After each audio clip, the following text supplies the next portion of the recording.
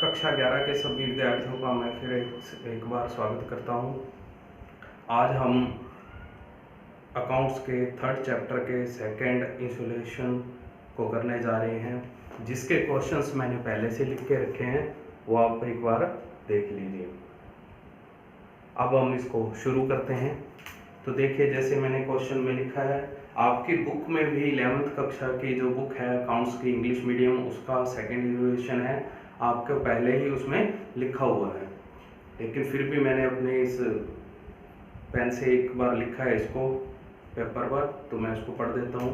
Show the accounting equation on the basis of the following transaction and prepare balance sheet on the basis of the last new equation. देखिए, मैंने इसको पहले ही board पर answers को लिखा है ताकि वीडियो शॉर्ट और अच्छी बने। तो हम स्टार्ट करते हैं। पहला पॉइंट है स्टार्टेड बिजनेस विद कैश, यानी कि व्यापार में पैसा आया है कैश के रूप में। तो पहली एंट्री देखिए क्या फर्क पड़ेगा इसमें। स्टार्टेड, जैसे मैंने इसको बना रखा है चार्ट को, पहले चार्ट को देखिए, serial number, transaction, assets, assets में cash, stock, debtors, furniture, liabilities, capital, capital में कैपिटल और लाइबिलिटीज में क्रेडिटर। ये 10 पॉइंट में यही है इसके अंदर।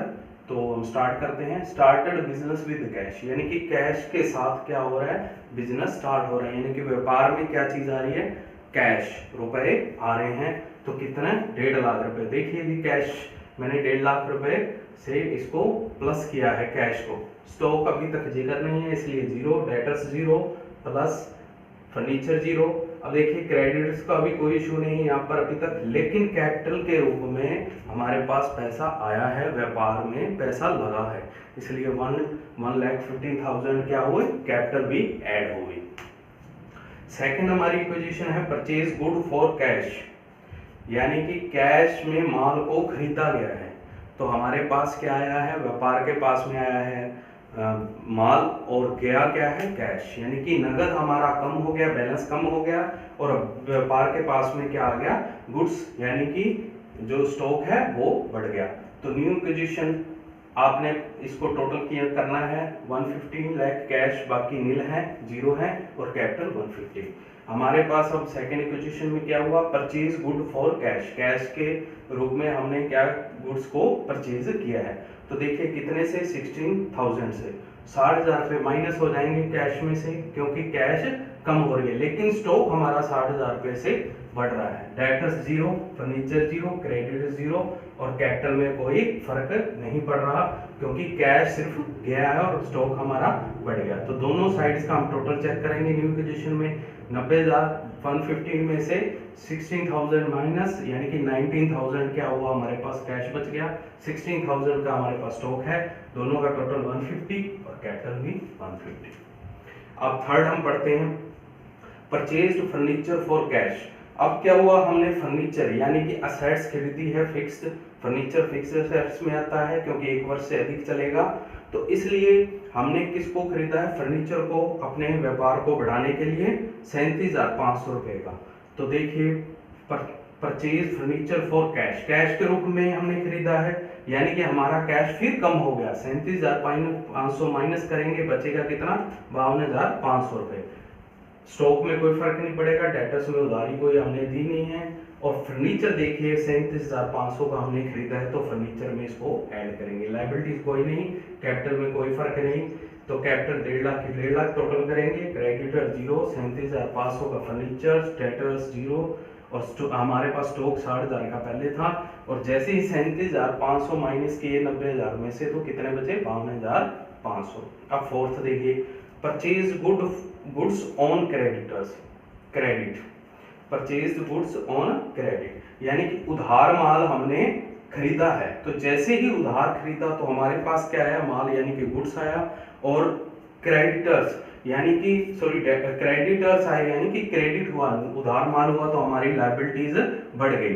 तो देखिए, purchase goods on credit, cash का कोई रोल नहीं था इसमें, लेकिन स्टॉक हमारा 30,000 से बढ़ गया, तो कितने का हो गया स्टॉक, 90,000 का। डेटर्स 0, और देखिए फर्नीचर में कोई बढ़ोतरी नहीं हुई, इसलिए 37,500 का 37,500। क्रेडिटर्स में हमारी बढ़ोतरी हो रही है, क्योंकि ना हमने माल उधार खरीदा है। जब हम माल उधार खरीदते हैं तो हमारी लायबिलिटीज भी बढ़ती है। तो 30,000 से लाइबिलिटीज बढ़ी, उसका टोटल 30,000 पे और कैपिटल 150 का 150, कोई अंतर नहीं आया। फिफ्थ देखिए, सोल्ड गुड्स फॉर कैश। अब हमने क्या किया, माल बेचा है कैश में, माल को बेच दिया कैश में, कितने से, 15,000 रुपए का। तो इसका मतलब क्या हुआ, एक तो हमारे पास कैश आया और गया क्या, गुड्स, यानी कि माल में कमी आई क्योंकि हमने बेचा है 15,000 का। गुड्स सोल्ड कैश, देखिए आया है कैश हमारे पास 15,000, जैसे ही 52,500 में ऐड करेंगे तो कितना आएगा, 67,500 रुपए, यानी 67,500। और स्टॉक में देखिए, क्योंकि 15,000 का माल बिक गया, हमारे पास 90,000 का स्टॉक था, तो माइनस 15,000 अपने आप हो जाएंगे, यानी कि 75,000 टोटल हमारे पास स्टॉक बैलेंस रहेगा। डेटर्स की अभी कोई जिक्र नहीं। देखिए फर्नीचर हमारा 37,500 का 37,500, 30,000 क्रेडिटर हमारे पास थे पहले, और 115 कैपिटल में कोई फर्क नहीं पड़ा। अब देखिए sixth, sold goods on credit cost price 16। देखिए क्या हुआ, हमने जो स्टॉक है हमारा वो तो है 60,000 का, लेकिन हमने सेल कितने की है, 75,000 की, यानी कि 75,000 की हमारे पास। अब हमने गुड्स को बेचा है और आया क्या है हमारा, कैश, उधार, यानी कि हमारे पास डेटर्स आए हैं, हमने उधार माल बेचा है, हमारी देनदारी है, मतलब हमने किसी से पैसे लेने हैं। तो sold goods on credit cost price 16,000, वैसे इसको बेचा है 75,000 रुपए में।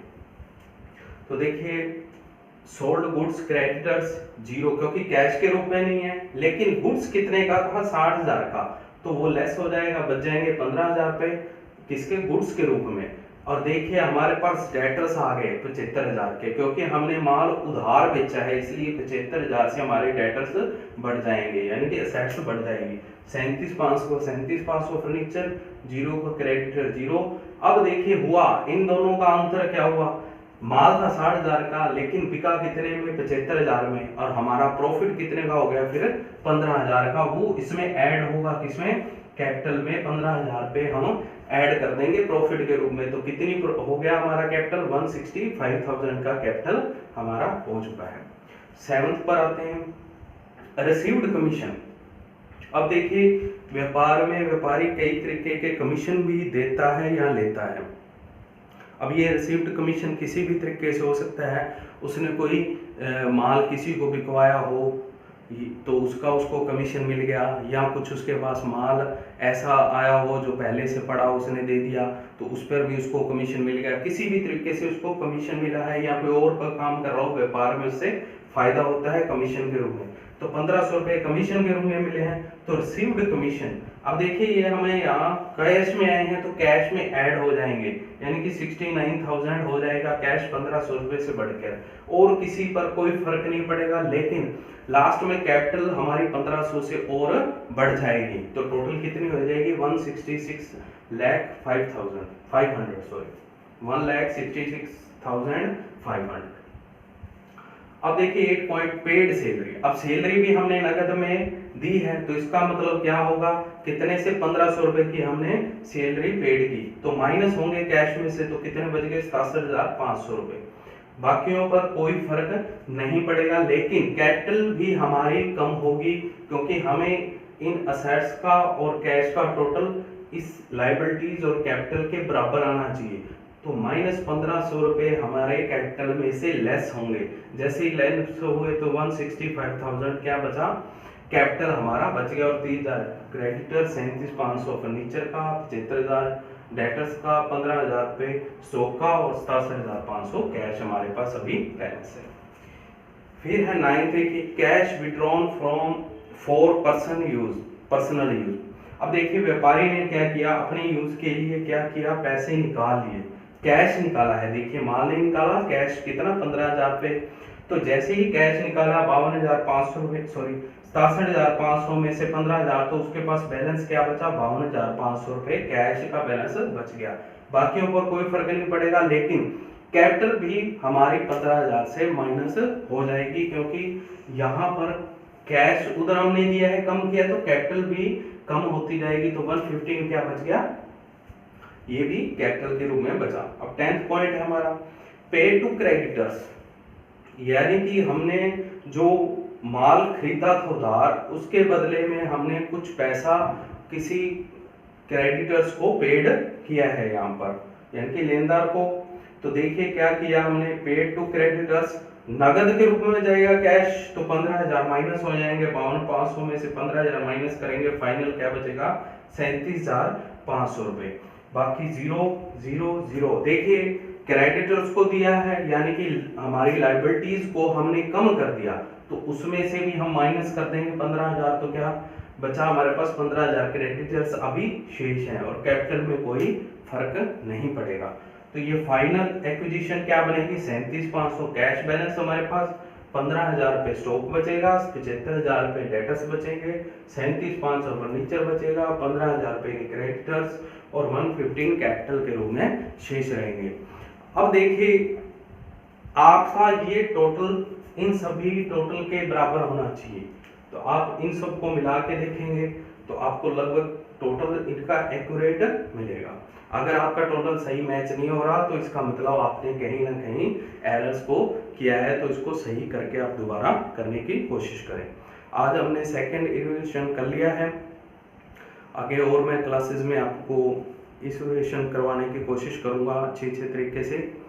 तो आज यहाँ तक ही हमारा टॉपिक था। नेक्स्ट वीडियो में मैं और इवैल्यूएशन करवाऊंगा आपको।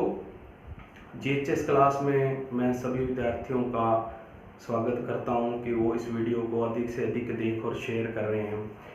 अभी भी आप लोग और अधिक से अधिक इस वीडियो को शेयर और लाइक करते रहिए, ताकि हमें मोटिवेशन मिले, हम नई वीडियो और अच्छे तरह से बना सकें। Thank you.